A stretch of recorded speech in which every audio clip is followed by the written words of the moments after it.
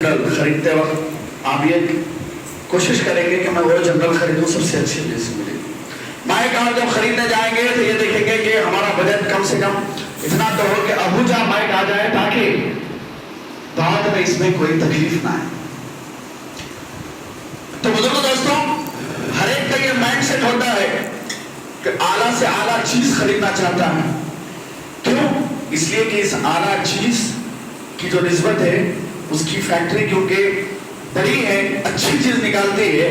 आला चीज बनने के लिए जरूरी है कि वो जिससे मुंसलिक है वो ब्रांड को मेंटेन कर रहा है, जिसकी वजह से उसका प्रोडक्ट मार्केट में आसानी से बिकता है। उसी तरह बुजुर्ग दोस्तों, हुजूर गौसे समदानी कुतुब रब्बानी को अल्लाह रब्बुल इज्जत ने ये मकाम सरबलंद दिया है। तो आप ये भी तो देखें कि हुजूर गौसे पाक के वालिदा मोहतरमा कैसी थी, उनके वालिद मुकर्रम कैसे थे। अमतुल जब्बार हज़रत फातिमा रज़ी अल्लाह तआला अन्हा आपकी वालिदा मोहतरमा, और फिर हज़रत सैयदना अबू सालेह मूसा जंगी दोस्त रहमतुल्लाहि तआला अलैह, ये आपके वालिद मुकर्रम। हुजूर गौसे पाक रज़ी अल्लाह तआला के वालिद मोहतरम के बारे में एक वाक़या तो बड़ा मशहूर है, हजारों बार आपने सुना है, सेब का वाक़या। वो आपकी सालिहियत और नेकी पर की अलामत है। वो वाक़या मुकम्मल तौर पर आप कई बार सुने होंगे, सुनते रहते हैं, सुनेंगे। और उसी मूसा अबू मूसा साले जंगी दोस्त जब विदा हो गया और उसके बाद एलान कलमा हक के लिए निकले, आप रास्ते से गुजर रहे थे, बादशाह वक्त के कुछ सिपाही तीन बड़े मशकीज़ें लेकर बाजार से गुजर रहे थे। अबू मूसा साले जंगी दोस्त रज़ी अल्लाह तआला अन्हु ने इरशाद फरमाया कि ये तुम लोग क्या ले जा रहे हो? तो बादशाह के सिपाही थे। सोचें, बादशाह के सिपाही से हम कलामी करने और उनसे ज़बान लड़ाने और आंख मिलाने की हिम्मत किसमें होती? अगर आपके मोहल्ले से एमएलए का कोई करीबी आदमी आए और कुछ गलत करता रहे तो आप उसको रोक सकते हैं? आप उसे नहीं रोकें। क्यों? इसलिए कि आपको डर है, खौफ है कि अगर मैं इसको रोकूंगा या इसको कुछ बोलूंगा तो ये अपनी हेड ऑफिस तक अपनी बात को ले जाएगा और मुझे गैर जरूरी इस मामले में फंसना पड़ेगा। लेकिन वो हज़रत अबू सालेह मूसा जंगी दोस्त थे। उन्होंने उन सिपाहियों से पूछा, तुम इन मशकीनों में क्या लेकर जा रहे हो? उन्होंने कहा, तुमको इससे क्या मतलब? हम दरबार के सिपाही हैं और बादशाह के हुक्म से ये मशकीज़ें ले जा रहे हैं। उन्होंने कहा, वो किसी के भी हुक्मों से हो, बस इतना बताओ कि इन मस्जिदों में रखा क्या है? तो उन सिपाहियों ने कहा, ये बादशाह की शराब है, शराब, और बादशाह ने हमें हुक्म दिया है कि इसको हम लेकर आए और हम ये दरबार की तरफ ले जा रहे हैं। अबू मूसा सारे जंगी दोस्त रज़ी अल्लाह तआला ने जो ही अल्फाज सुने कि ये शराब है, फौरन आपने अपने डंडे को उठाया और उन मस्जिदों को मारकर उन मस्जिदों को शक फरमा दिया, फट गए, सारा शराब जमीन पर गिर गया। सिपाहियों ने गुस्से में आकर ये कहा कि ये तुमने क्या किया बाबा जी? ये तो बादशाह के हुक्म से बादशाह के पास पहुंचाया जा रहा था इसे। अब चलो, आपको बादशाह के पास पहुंचना होगा और जो भी सफाई देनी होगी वहीं पर देना। अबू मूसा साले जंगी दोस्त कहने लगे, अरे तेरा बादशाह होगा बादशाह, मैंने ये जो किया है अपने बादशाह के हुक्म से किया है, चल मैं तेरे साथ दरबार में चलता हूँ। अल्लाह वो सिपाही अबू मूसा साले जंगी दोस्त रज़ी अल्लाह तआला अन्हु को लेकर बादशाह के दरबार में पहुंच गए और पहुंचकर अर्ज किया, हुजूर हम लोग सारा माजरा बयान किया कि हम लोग ऐसा आ रहे थे और इस बाबा ने हम डंडे से उन मशकीज़ों को मार दिया जिसकी वजह से आपके दरबार का शराब पूरा जमीन पर गिर गया। और जब हम इसे कहते हैं तो ये बिला खौफ खतर आपके पास आ गया और कहता है, देखेंगे जो होगा देखा जाएगा। बादशाह गुस्से में आ गया और उसके बाद अबू मूसा साले जंगी दोस्त से वो वाकिफ नहीं था। उसने कहा, है बाबा जी क्या बात है, तुमने क्यों ऐसी हरकत की? अबू मूसा साले जंगी दोस्त फरमाते हैं, अल्लाह मुझे मेरे बादशाह ने हुक्म दे रखा है कि जहां कहीं ऐसा देखूं ऐसे ही करूं। वो बादशाह परेशान हो गया। उसने कहा, कौन से तुम्हारे बादशाह ने हुक्म दे रखा है? कैसा हुक्म दे रखा है? तो अबू सालेह मूसा जंगी दोस्त फरमाते हैं, कुंतुम खैर उम्मतिन उखरिजत लिन्नास तअमुरुना बिल मारूफ व तनहौना अनिल मुनकर व तु'मिनूना बिल्लाह। फरमाया है बादशाह, क्या तुमने कुरान में आयत नहीं पढ़ी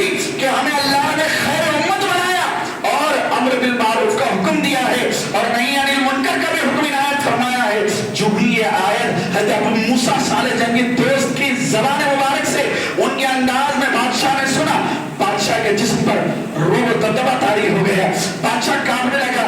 اس نے کہا بابا جی سنو، یہ آیت تو بہت یہ تم نے کیا ماجرا کر رکھا ہے، کیا بولتے جا رہے ہو؟ کہا میں محاسب ہوں، محاسب آیا غیرہ نہیں ہوں، مجھے میرے بادشاہ نے محاسب بنایا ہے اور مجھے ذمہ داری دی ہے کہ میں جہاں بھی جاؤں اگر کچھ غلط ہو رہا ہے تو مجھ سے حساب لیا جائے گا، میں اس غلط کو روکوں گا۔ اتنا سننا تھا، اس بادشاہ کے جسم پر پھر روب و دبدبہ طاری ہو گیا۔ اس نے کہا آپ نے ایسا یہ نہیں سوچا کہ بادشاہ تم کو کوئی تکلیف دے گا اور کوئی سزا دے گا؟ تم حضرت ابو موسیٰ صالح جنگی دوست اپنے عصا مبارک کو زور سے پھینکتے ہیں اور کہتے ہیں سن، تو بادشاہ ہوگا یہاں کا بادشاہ، لیکن جس بادشاہ نے مجھے حکم دیا ہے وہ بادشاہ مجھے توڑوانا بھی جانتا ہے اور میری حفاظت کرنا بھی جانتا ہے۔ اللہ اکبر، یا رسول اللہ، زندہ باد، علامہ مولانا مفتی شرفالدین صاحب قبلہ زندہ باد۔ پھر اس کے بعد حضرت ابو موسیٰ صالح جنگی دوست کی بات کو سن کر بادشاہ پریشان ہو گیا اور ابو صالح موسیٰ جنگی دوست پھر ارشاد فرماتے ہیں اے بادشاہ سن، تجھے تو میرا شکر ادا کرنا چاہیے، میں نے تجھ پر احسان کیا ہے احسان، اور وہ احسان یہ ہے کہ آج میں نے ان شراب کی بوتلوں کو توڑ دیا تاکہ تم جہنم سے آزاد ہو جاؤ۔ تمہیں گناہ سے بچانے کے لیے میں نے توڑا ہے اور تمہیں اپنے محسن کا احسان جتلانا بھی نہیں آتا۔ اتنا سننا تھا، بادشاہ توبہ کرنے کی طرف لوٹ آتا ہے اور اس کی دل کی کیفیت بدل جاتی ہے اور وہ اپنا تخت کو چھوڑ کر ابو موسیٰ صالح جنگی دوست کے قریب آ کر کے آپ کے دست مبارک پر رجوع لاتا ہے اور اس کے بعد کہتا ہے حضور اگر آپ کرم فرمائیں تو آپ کو میں اپنے دربار کا وزیر بنانا چاہتا ہوں، آپ جس طرح اپنے بادشاہ کے محاسب ہیں اس دربار کے بھی وزیر بن جائیں اور یہاں کی بھی محاسب ہو جائیں، آپ کی نگاہ رہے گی تو اس دربار میں کچھ غلط نہیں ہوگا۔ حضرت ابو موسیٰ صالح جنگی دوست فرماتے ہیں اے اپنی نوکری رکھ اپنے پاس، مجھے میرے بادشاہ نے جو حکم دیا ہے موسیٰ وہی جاتا رہے گا، اپنا کام کرتا رہے گا۔ بزرگو دوستو، یہ حضرت غوث پاک رضی اللہ عنہ کے والد محترم کی زندگی کے ایسے ہزاروں واقعات آپ کو حضرت موسیٰ صالح جنگی دوست کے ملیں گے، حضور غوث پاک کے ملیں گے، اور کیوں نہ ملے، یہ وہ اللہ کے نیک بندے ہیں، یہ وہ اللہ کے مقرب لوگ ہیں جن کے ہاتھوں میں، جن کی زبانوں میں، جن کے قدم ناز پر جہاں جہاں پڑھتے تھے وہاں پر رشد و ہدایت کے سرچشمے بہتے ہوئے نظر آتے تھے۔ حضور سمدانی قطب ربانی قندیل نورانی شہباز مکانی حضور غوث پاک رضی اللہ عنہ ہر روز آپ خطاب فرمایا کرتے تھے اور بغداد کی سرزمین پر آپ کے جو خطابات ہوتے تھے تو آپ کے خطابات میں حاضر ہونے کے لیے 10-20 ہزار نہیں بلکہ کتابوں میں آتا ہے 70 ہزار کا مجمع ہوتا اور اس 70 ہزار کے مجمع میں آپ جب خطاب فرماتے پہلی صف میں بندہ جس آواز کے ساتھ حضور غوث پاک کا خطاب سنتا آپ صف کا آخری بندہ بھی اسی آواز سے سنا۔ یہ حضور غوث پاک کی کرامت تھی۔ ایک مرتبہ حضور غوث پاک خطاب فرما رہے تھے، حضرت علی حیدری رضی اللہ تعالیٰ جو حضور غوث پاک کے ہر جلسے میں ہر خطاب میں موجود رہا کرتے تھے اور حضور غوث پاک کے دربار کے فیض یافتہ تھے، وہ حضور غوث پاک کی خطابت میں آپ کے بیان کے وقت میں آرام فرما رہے سو رہے تھے اور آپ کی آنکھ لگ چکی تھی۔ حضور غوث پاک اپنے خطاب کو مکمل کرنے سے پہلے حضرت علی بن حیدری رضی اللہ عنہ کے سامنے آ کر کھڑے ہو گئے اور آنکھوں سے آنسو جاری ہو گئے اور حضور علیہ السلام پر درود و سلام پڑھتے رہے۔ لوگ دیکھ کر کے حیرت میں پڑ گئے کہ حضور نے اپنے خطاب کو چھوڑ دیا اور حضرت علی بن حیدری رضی اللہ عنہ جو آرام فرما رہے ان کے سامنے آ کر کھڑے ہوئے رونے لگے، درود پڑھ رہے ہیں، کیا ماجرا ہے؟ لیکن وہ غوث پاک تھے جن کے چاہو جلال کے سامنے کسی کی یہ حیثیت نہیں تھی، کسی کو یہ اختیار حاصل نہیں تھا کہ وہ حضور غوث پاک سے ان کے چاہو جلال کی وجہ سے کچھ سوال کر لیتا۔ حضور غوث پاک جب وہ تھوڑی دیر کے بعد درود پاک پڑھتے خاموش ہو گئے اور پھر جلسہ ختم ہو گیا، سب اپنے اپنے گھر کی طرف چلے گئے۔ لوگ حضور غوث پاک سے تو سوال نہ کر سکے، حضرت علی بن حیدری سے پوچھتے ہیں اے علی بتاؤ کیا بات ہے؟ حضور غوث پاک خطاب کرتے آئے، تمہارے قریب کھڑے ہوئے درود درود پڑھا, آنکھوں سے آنسو جاری ہو گئے اور وہ پھر چلے گئے. کیا ماجرا ہے؟ حضرت علی بن ہندی فرماتے ہیں کیا کہوں, میں حضور غوث پاک کے بیان کو سن رہا تھا اور بیان سے متاثر ہو کر میں نے مصطفیٰ جان عالم کو یہیں سے مدینے سے آواز لگائی, مدینے میں آواز لگائی اور حضور غوث پاک کے اس محفل سے میں نے حضور سے جب استغاثہ کیا, اللہ کے حبیب صلی اللہ علیہ وسلم میرے قریب تشریف لائے, میں خواب میں تھا اور مصطفیٰ جان عالم کا مجھے دیدار ہوا. جن آنکھوں جو سب کی آنکھیں کھلی ہیں لیکن حضور علیہ السلام کو اس محفل میں آیا ہوا کوئی نہ دیکھ سکا. حضور غوث پاک ممبر سے بیٹھ کر کے دیکھ لیے کہ سرکار تشریف لائے ہیں, میرے قریب کھڑے ہوئے, درود پڑھا, آنکھوں سے آنسو جاری کیے, مصطفیٰ سے ملاقات کی اور چلے گئے. القل بزرگوں دوستو, وہ مقام سربلند حضور غوث پاک کا ہے جن کی خطابت کو سننے کے لیے صرف اس وقت کے علماء, فصحاء, بلغاء, صوفیاء ہی نہیں بلکہ اس وقت کے کئی ایک وقت کے فقہاء بھی آیا کرتے تھے. اور تاریخوں میں یہ دکھاتا ہے کہ اللہ کے فرشتے بالخصوص حضور غوث پاک کے جلسے میں خطاب سننے کے لیے حاضر ہوا کرتے تھے. اور حضور غوث پاک کے جلسے کی اور آپ کے خطابات کی بڑی عظمتیں ہیں. انہی میں ایک عظمت یہ ہے کہ اگر حضور غوث پاک کے جلسے میں کوئی بیٹھا رہے اور اسے قضائے حاجت یعنی استنجا کچھ لگا ہو, پیشاب پاخانہ کچھ بھی لگا ہو, حضور غوث پاک کو اس کا احساس ہو جاتا تھا. آپ اس جانب ایسا ہاتھ پھیر دیتے تھے تو تھوڑی دیر کے لیے وہ شخص اپنے آپ کو جنگل میں محسوس کرتا تھا, وہ اپنی ضرورت کو پورا کر لیتا اور جب پھر اپنی ضرورت سے اس کی پوری ہو جاتی پھر کیا دیکھتا کہ وہ اسی جگہ پر بیٹھا ہوا ہے. یہ حضور غوث پاک کی کرامتیں ہیں.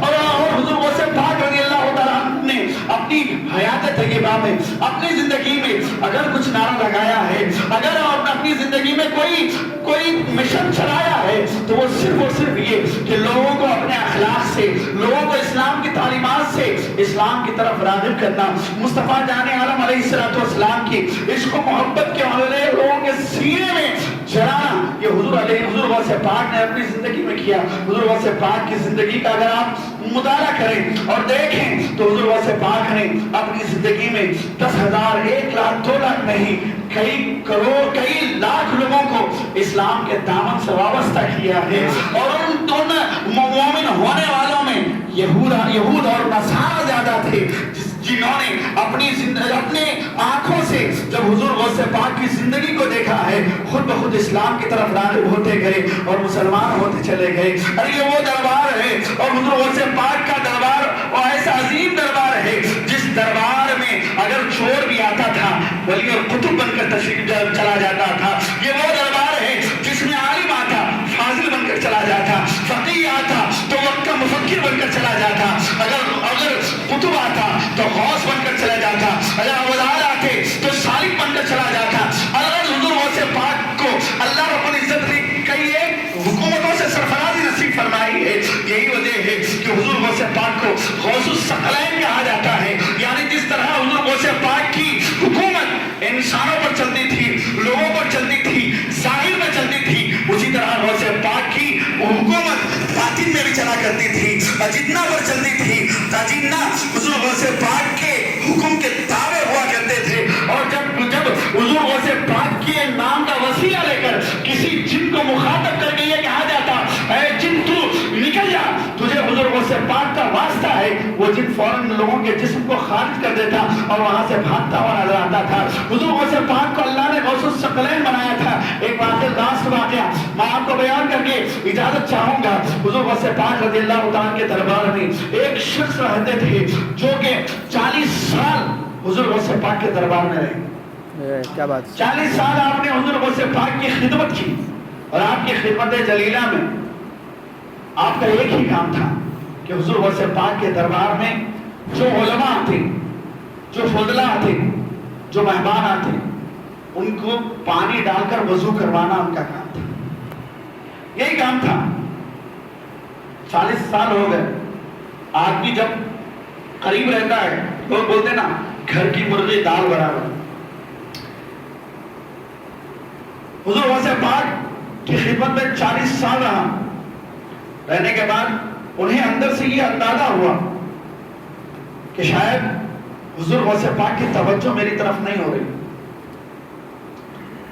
تو 40 سال رہنے کے بعد انہیں یہ احساس ہوا کہ شاید میں اگر باہر جا کر جنگل و بیابان میں یا پھر کہیں پر زہد و تقویٰ اور حاصل کروں تو ہو سکتا ہے اللہ تعالیٰ مجھے اور بلند مقام عنایت فرمائے۔ 40 سال خدمت کرنے کے بعد، کیونکہ 40 سال آدمی ایک جگہ پر رہتا ہے تو سب کچھ معلوم ہوتا ہے، کون آ رہے ہیں، کون جا رہے ہیں، کیا ہے۔ تو 2 بزرگ ایسے تھے جن 2 بزرگ کو وہ شخص جو حضور غوث پاک کے خادم تھے دیکھتے تھے کہ جب وہ 2 بزرگ آتے ہیں، جب وہ 2 قطب آتے ہیں، حضور غوث پاک ان کا بہت احترام کرتے اور انہیں عزتوں سے نوازتے اور انہیں اپنا وقت عنایت فرماتے۔ تو ایک مرتبہ یہ ہوا کہ وہ 2 قطب تشریف لائے، انہی کے ڈالے ہوئے پانی سے انہوں نے وضو کیا، حضور غوث پاک سے خلوت میں ملاقات کی، حضور غوث پاک جو دینا تھا دیے، جو لینا انہیں تھا لیے، اور پھر جب وہ اجازت لے کر جا رہے تھے تو یہ شخص جو 40 سال سے حضور غوث پاک کے دربار میں غلامی کر رہا تھا، اس نے ان دونوں بزرگ سے کہا کہ حضور میں آپ کے ساتھ ہونا چاہتا ہوں، میں اب یہاں نہیں رہنا چاہتا، میں آپ کے ساتھ چلنا چاہتا ہوں۔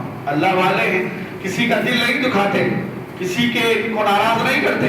انہوں نے اس کو ساتھ لیا اور چلے، راستہ چلتے گئے 2-4 گھنٹے 5 گھنٹے ہو گئے۔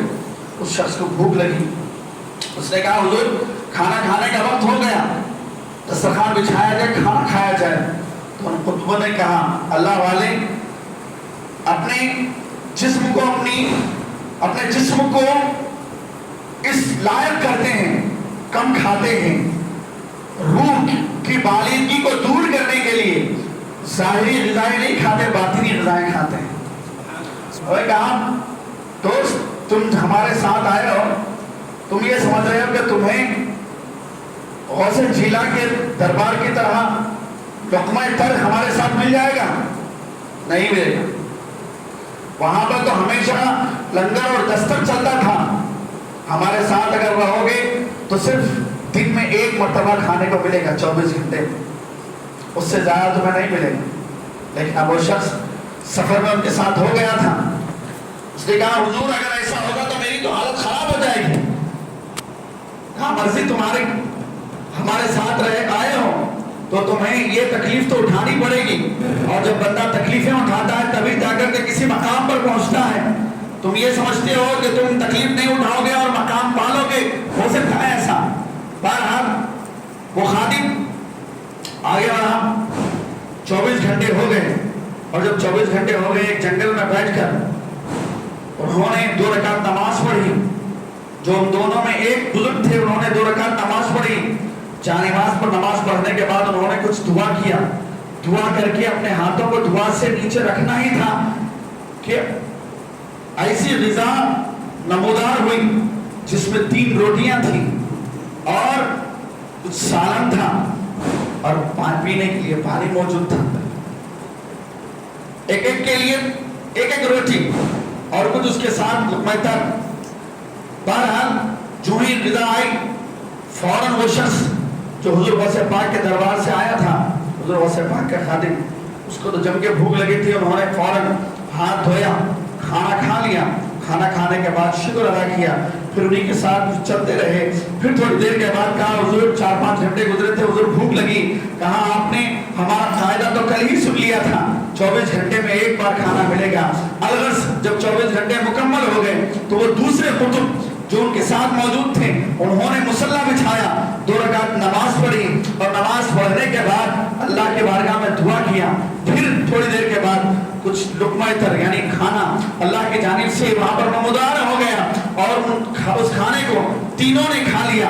جب 2 دن اس طرح گزر گئے، تیسرا دن لگ گیا، اب ان دونوں بزرگوں نے یہ کہا سنو 2 دن، ایک دن میں نے کھانا منگوایا، دوسرے دن انہوں نے کھانا منگوایا، اب آج کھانا منگوانے کی ذمہ داری تمہاری ہے۔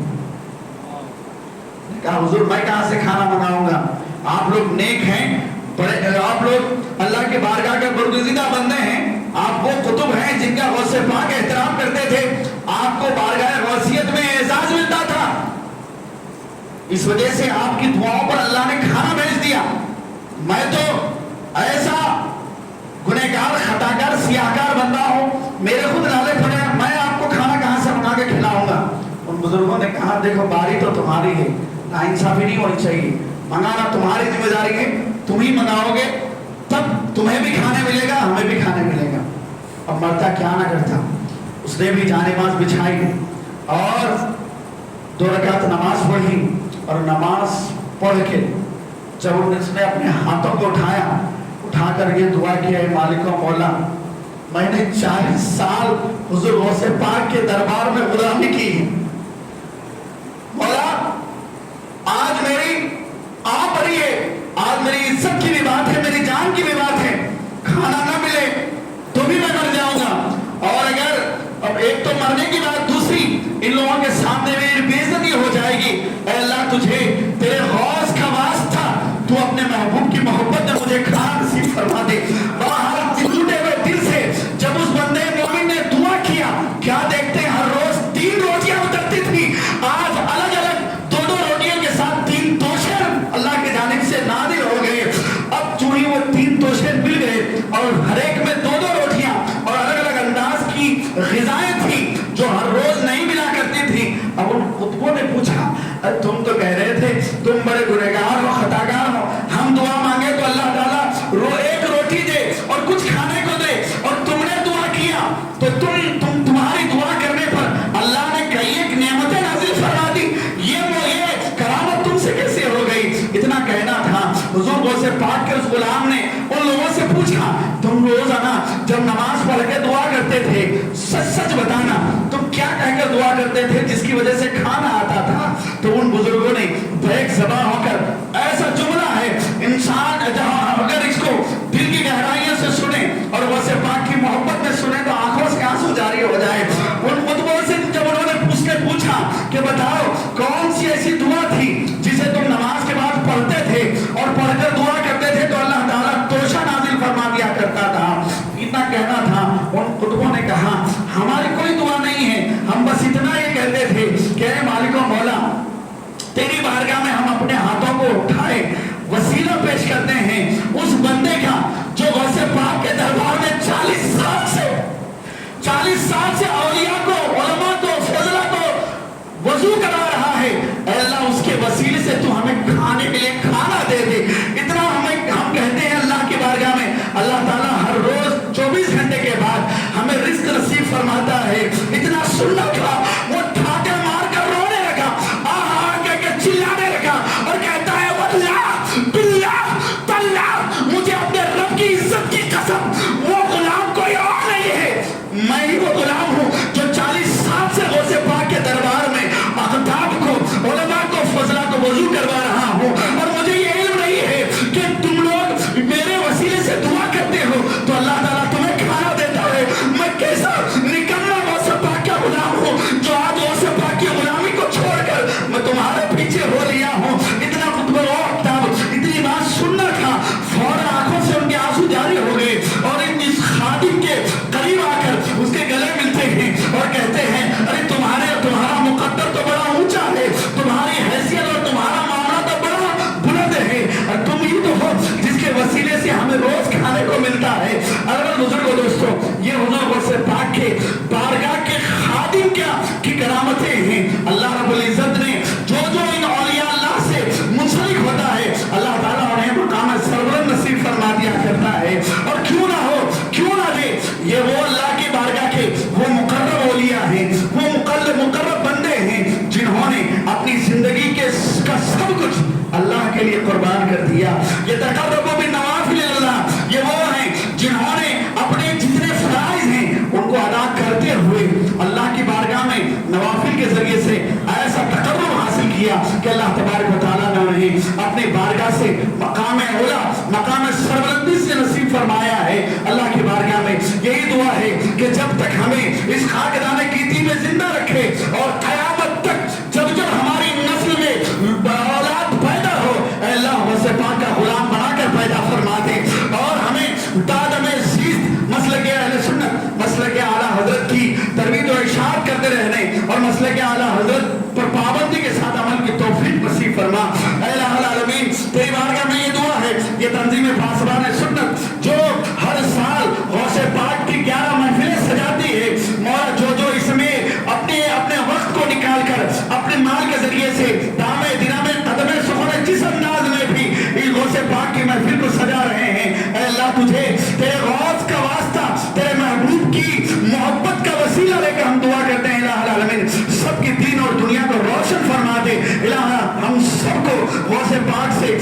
عقیدت و محبت کی توفیق نصیب فرما دے الہ العالمین. ہمیں ہماری تیری بارگاہ میں بس اتنی دعا ہے, اس محفل غوثیہ میں ہم تیری بارگاہ میں اتنی دعا کرتے ہیں مولا موت سب کو آنی ہے, بس جب ہماری موت کا وقت قریب ہو اور یہ روح قفس انسانی سے پرواز ہونے والی ہو, مولا رمضان کا مہینہ نصیب فرما دے, رمضان کا مہینہ ہو, شب قدر کی رات ہو, جمعۃ الوداع کا دن ہو, تیرے محبوب کا در ہو, گنبد خضرا نگاہوں کے سامنے ہو, آقا کا جلوہ آنکھوں میں ہو, مصطفیٰ جان رحمت پڑھتے پڑھتے یہ روح قفس انسانی سے پرواز ہو, مولا ہمیں جنت البقیع میں مدفون ہونا ہمارا مقدر فرما دے. وآخر دعوانا الحمدللہ رب العالمین.